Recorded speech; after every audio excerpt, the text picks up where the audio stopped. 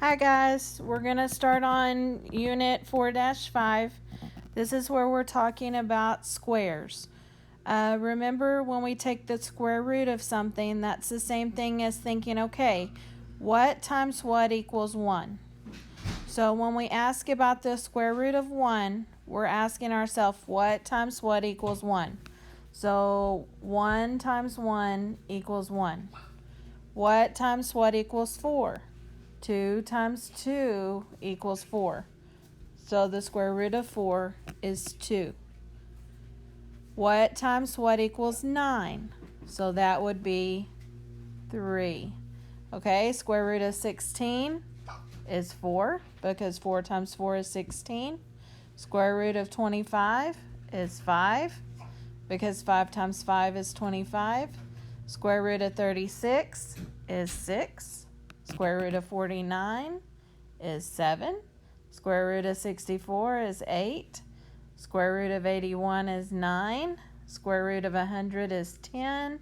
Square root of 121 is 11.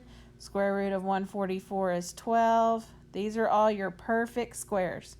Square root of 169 is 13. Square root of 196 is 14. Square root of 225 is 15. And then square root of 625 is 25. So remember, anytime it's a perfect square, that means a number times a number itself. You always want a number times itself. Those are your perfect squares. Perfect squares are the number times itself, okay? So when we have perfect squares, that's what it's telling us. It's telling us that there's a rule for perfect squares. So when you have a perfect square, that tells us that you can do the difference of squares, which means that if you have a minus, it's only when it's the difference. Okay, so do you see these all have a minus? What's the square root of 1? 1. So you can do a minus 1 and a plus 1. Why does that work? Well, let's come over here and look. If we multiply this out, if we do our little box here, and we have a minus 1 and a plus 1, we get a squared. We have a negative 1a and a positive 1a. And then we have, erase that. We have a negative 1. Well, what happens to these two? A positive 1 and a negative 1 make a zero pair, so they disappear.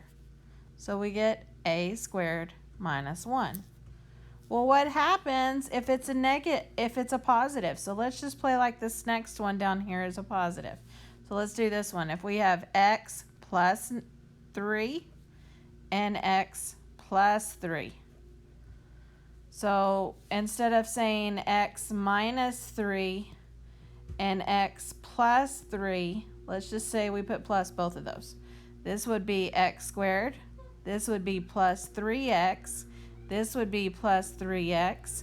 And this would be plus 9. So then we would have x squared.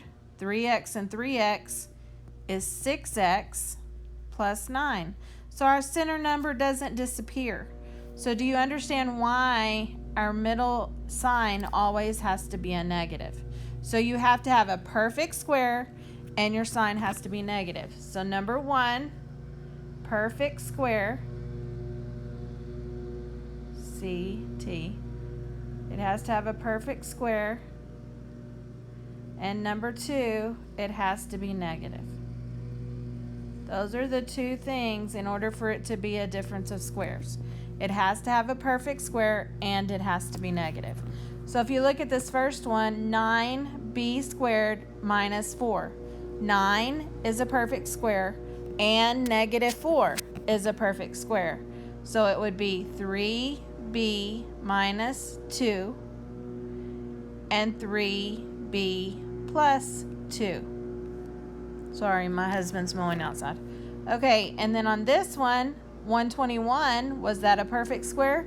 Yes, 11. So it would be D minus 11 and D plus 11. Everybody okay there? All right, let's go on to page 2.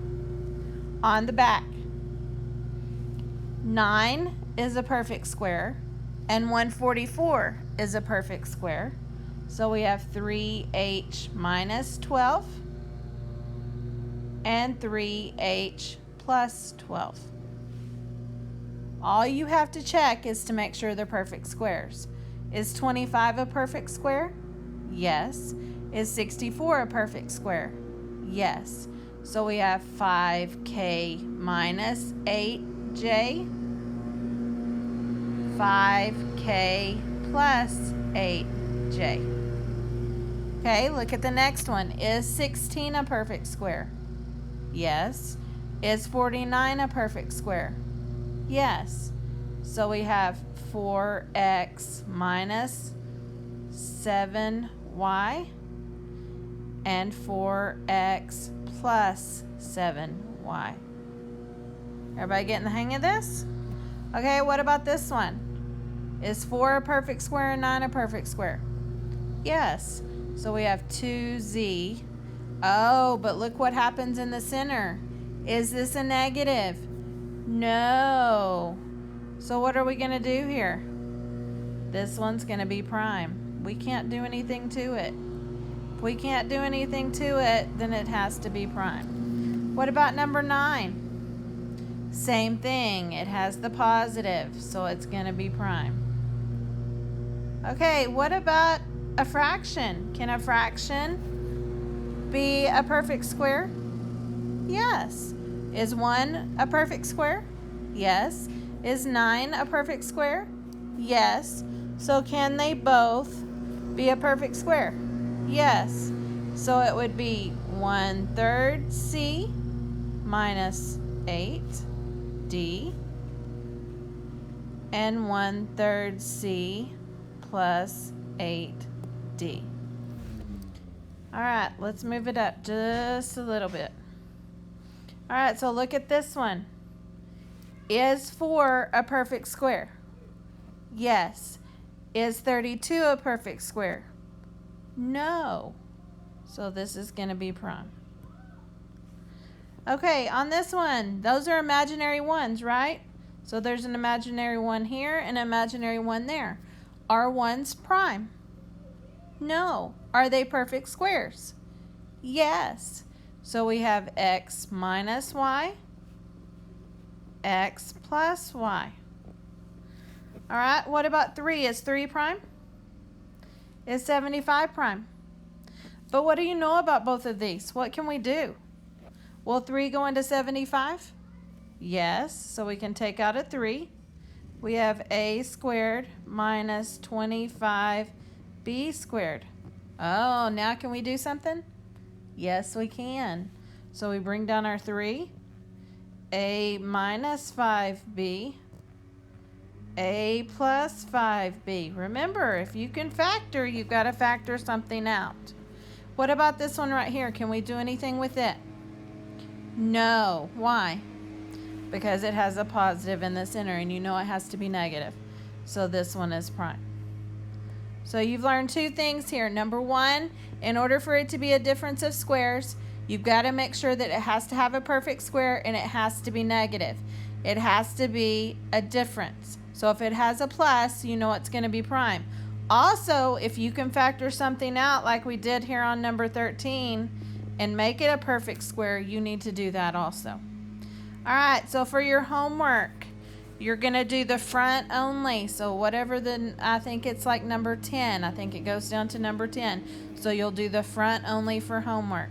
Hope you're catching on. If you need any help, please call and ask for help. Hope you have a good afternoon. See y'all tomorrow.